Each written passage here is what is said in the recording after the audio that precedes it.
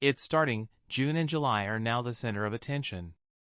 And what just came out from key voices in Washington and financial watchdogs could turn these 2 months into the most defining stretch of the year for millions of Americans. From Social Security changes to stimulus chatter, tax reforms, inflation spikes, unexpected job reports, and even whispers of a digital dollar rollout, there's a whirlwind building, and you're going to want to stay locked in.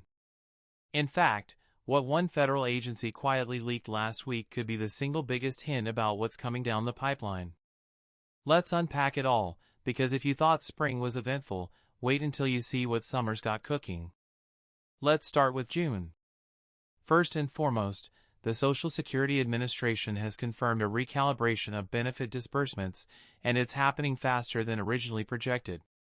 Starting mid-June, adjustments based on updated inflation metrics will begin reflecting in specific benefit categories, especially SSI and SSDI recipients.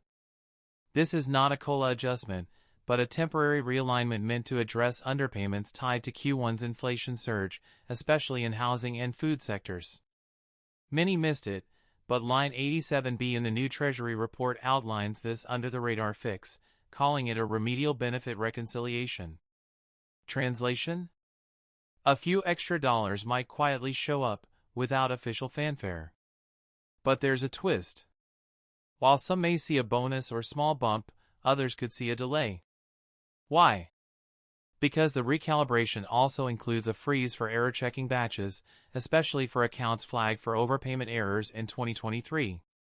It's part of an internal audit triggered by the Inspector General's office, and although the audit is routine, it's causing temporary chaos for thousands. If you notice a missing check or lower than expected payment in June, you're not alone, and it's not permanent.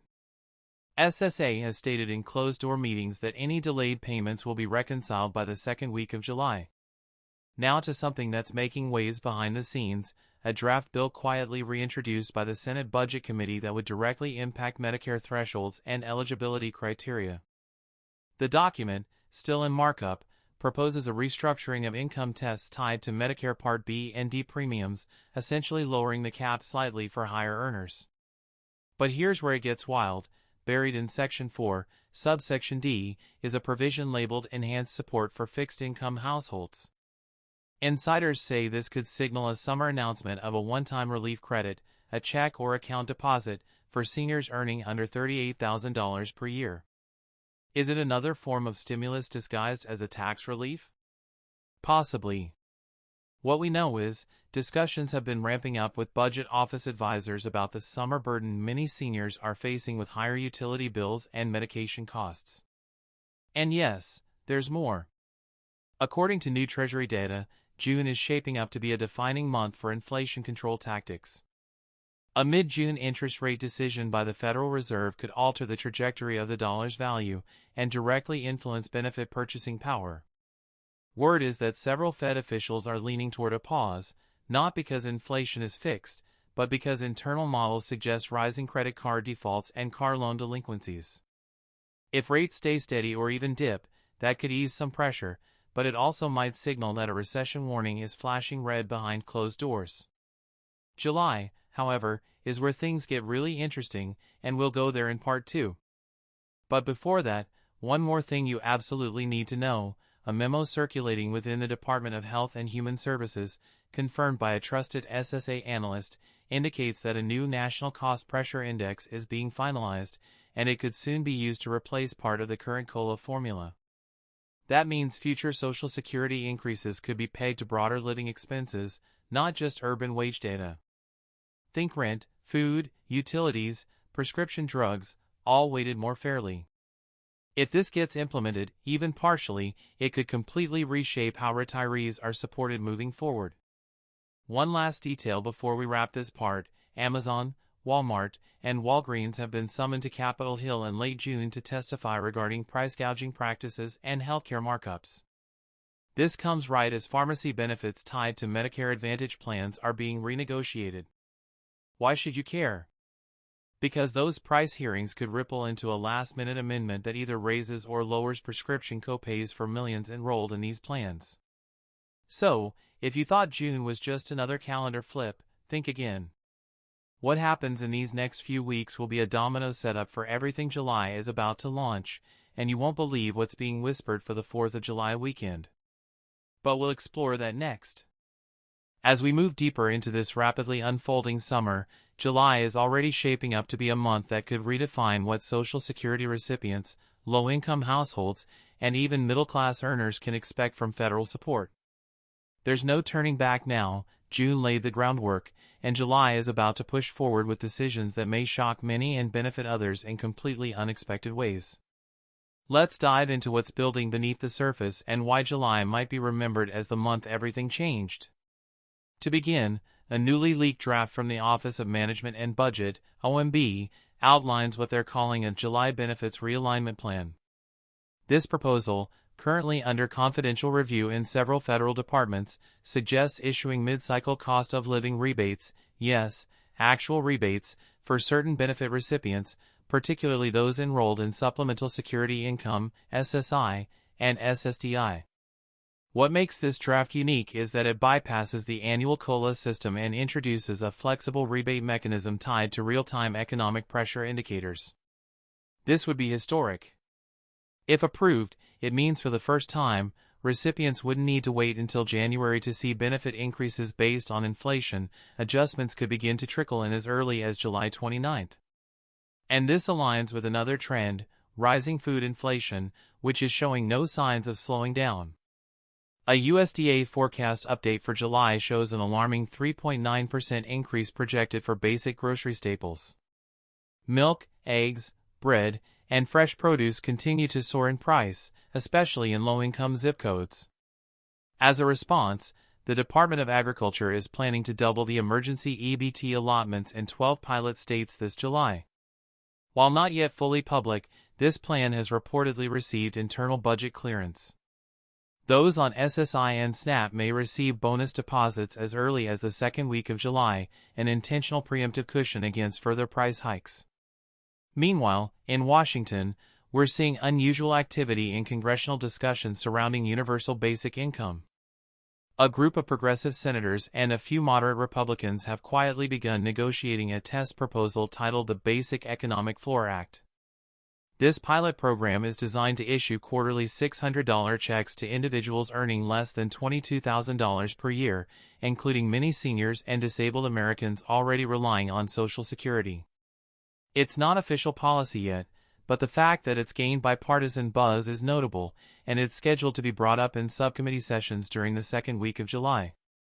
If momentum continues, we could see this proposal piggyback on upcoming appropriations bills, which are also being finalized in, you guessed it, mid to late July. Now let's talk about housing, because July could also usher in sweeping rental aid modifications. HUD is expected to issue a ruling by July 14th that would update income limits for housing assistance eligibility. Why this matters: over 400,000 Americans currently just over the income limit could become newly eligible for housing vouchers, including many on SSDI who receive irregular income from gig work or part-time jobs. This expanded access could reduce housing burdens significantly and provide a safety net ahead of the much-anticipated fall rent surge. There's also discussion around introducing a utility offset allowance, particularly in states experiencing heat wave-related power bill spikes. Watch for that language to appear in new agency guidance soon. In addition to this, the Treasury is preparing to release updated data on unclaimed stimulus funds, yes, from the third and fourth waves that many Americans either never received or never claimed due to tax complications or outdated direct deposit information. IRS whistleblowers have suggested that over $3.2 billion remains unclaimed. To help address this, a new outreach campaign is launching in mid-July, which includes phone notifications and even physical letters going out to qualifying households. This effort will target primarily SSI and VA beneficiaries, aiming to reconnect them with forgotten or delayed stimulus payments. If you're one of those people who moved recently, changed banks, or never filed taxes in 2021, this could finally bring those missing dollars your way. And there's more. Remember the whispers about the digital dollar? July is when the Federal Reserve is expected to publish its first formal findings from the Digital Currency Task Force. One outcome could be the initiation of a central bank digital currency, CBDC, pilot in partnership with the U.S. Postal Service. The relevance to benefit recipients? If this happens, some federal payments, including future Social Security and SSI checks, could be offered via digital wallets, potentially arriving faster than traditional ACH transfers. Of course, this raises huge privacy and accessibility questions, and advocacy groups are already pushing back. But it's real. The infrastructure for this kind of rollout is being tested, and July will determine how fast it proceeds. In other areas, the Social Security Advisory Board is due to publish a mid-year assessment, and early leaks suggest a major tone shift. After months of downplaying shortfalls, some board members are now signaling that solvency concerns are more pressing than ever. Expect buzz around raising the taxable wage cap again, which could reshape how Social Security is funded. While this doesn't directly impact current beneficiaries, it absolutely matters to future planning and to legislative priorities in the second half of the year. You can bet this topic will become a headline issue as we move into August. Adding to the July intensity is the anticipated return of a controversial student loan forgiveness framework. While not directly tied to Social Security or SSI, this matters more than you might think. Why? Because financial relief to younger borrowers indirectly frees up household income in multi-generational homes where millions of seniors now live. The new forgiveness draft, expected around July 20th, could influence broader economic behavior, including how and where seniors spend benefit income, especially in housing shared arrangements. And finally, something unexpected is bubbling under the radar. Elon Musk, who recently exited his support for Doge and stepped away from several crypto advocacy circles, has issued a cryptic tweet hinting at support for a government-run financial safety net, possibly even a revised UBI structure. While Musk's opinions don't form policy, they do shape tech and market reactions, and some lawmakers have even cited his comments in recent hearings on economic resilience and automation job loss. Don't be surprised if July's hearings subtly begin connecting billionaire-backed economic models with federal benefit systems.